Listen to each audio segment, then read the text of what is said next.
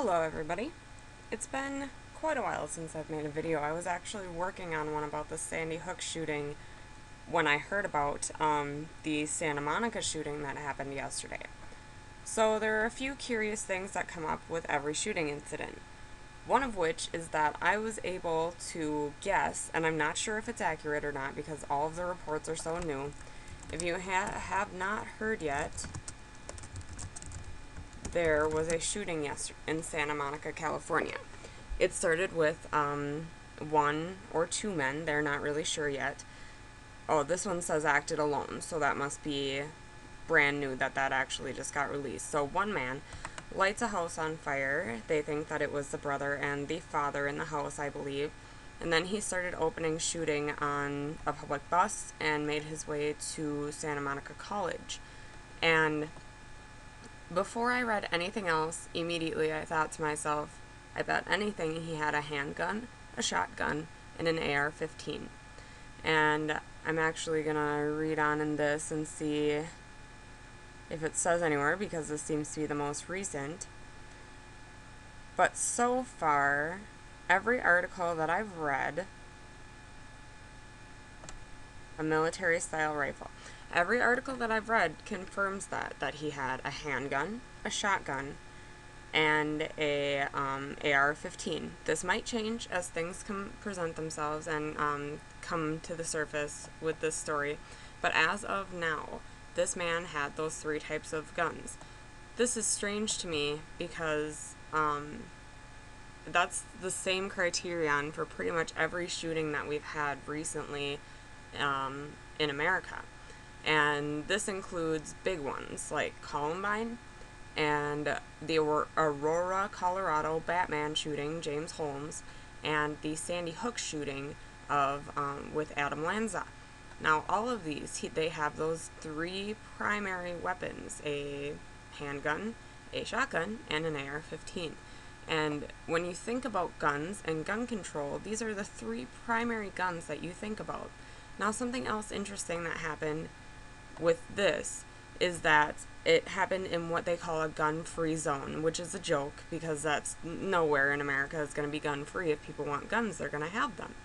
However, it was in a gun-free zone, so to me it just screams that it's invoking fear somehow. So then I started reading a little bit about this.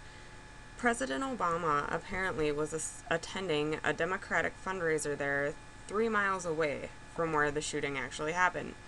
I got a little bit frustrated when I started reading some articles about that because a lot of them say his trip was not affected and this is a local police matter at this point, and basically saying, oh, don't worry, the president's fine and happy even though this tragedy happened.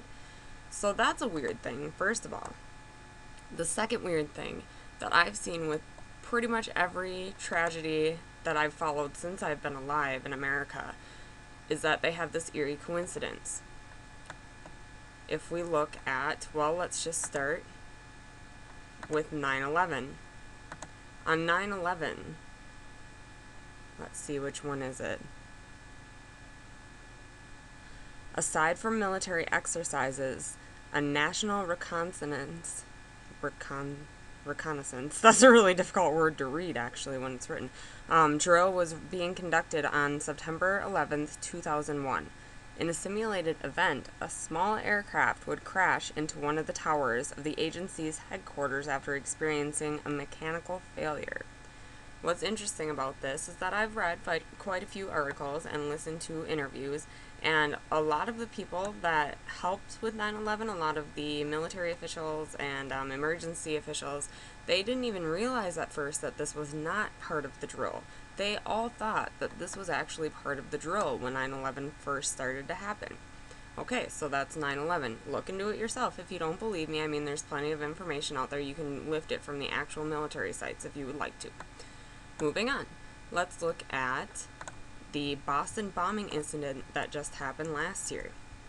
In an eerie foreboding of the deadly Boston Marathon blast, the state's top emergency agency ran a training drill in March 2012, which was the month before, that specifically activated a plan for an attack that included bombs at the race finish line as well as one under the VIP grandstand. I just don't see how this could be a coincidence. They plan for bombs at the end of a finish line and under the VIP grandstand.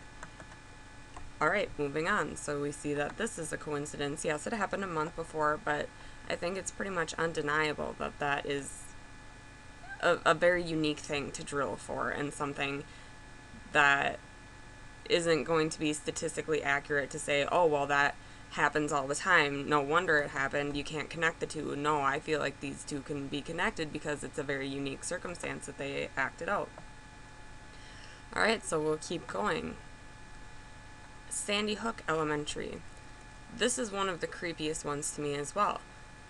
Connecticut, the day of Sandy Hook Elementary School, was holding a course called Planning for Children in Disasters, or Planning for Children Needs in Disasters, something to that extent. This is basically outlining all of those things that they were going to go over. Explain what is required to keep children safe in emergencies and why those needs are unique.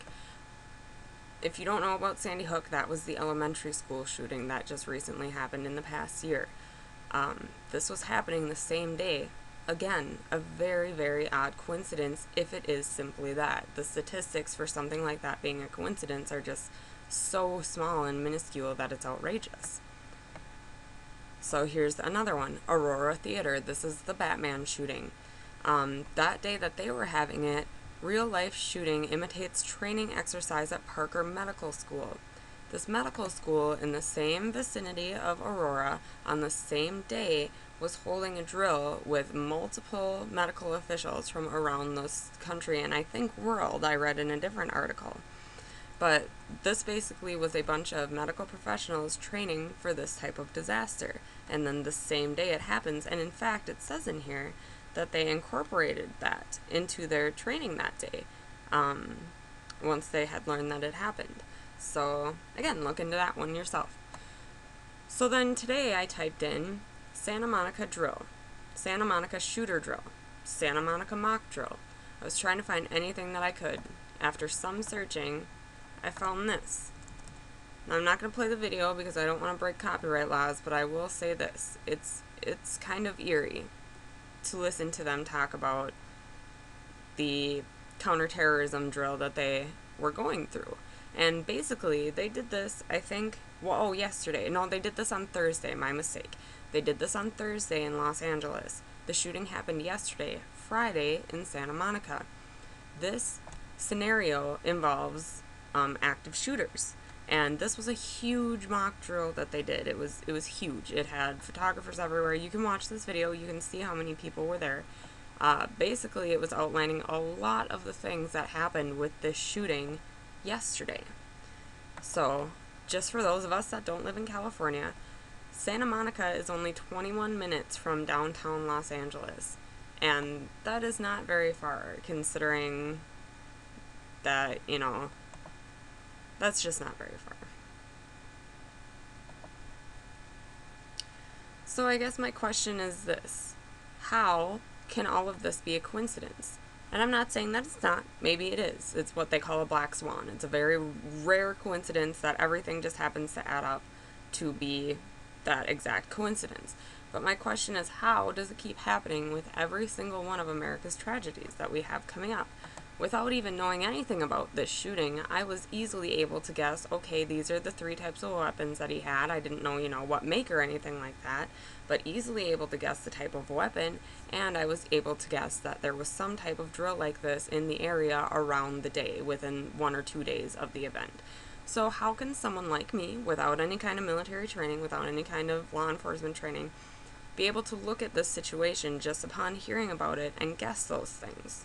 So if you have some answers, I would love to hear it, because I'm really interested with all of these shooter cases that are coming up. To me, it seems like it's something that's almost meant to scare our guns away from us, similar to Nazi Germany. And I am by no means a gun-toting Republican. I just feel that that's kind of where they're pushing us, especially now that this one happened in a gun-free zone where it's supposed to be legally very difficult to get a hold of gun. It's just, I feel like invoking fear. So yeah, I'm curious about your questions, comments, concerns. Let me know. Thanks, guys.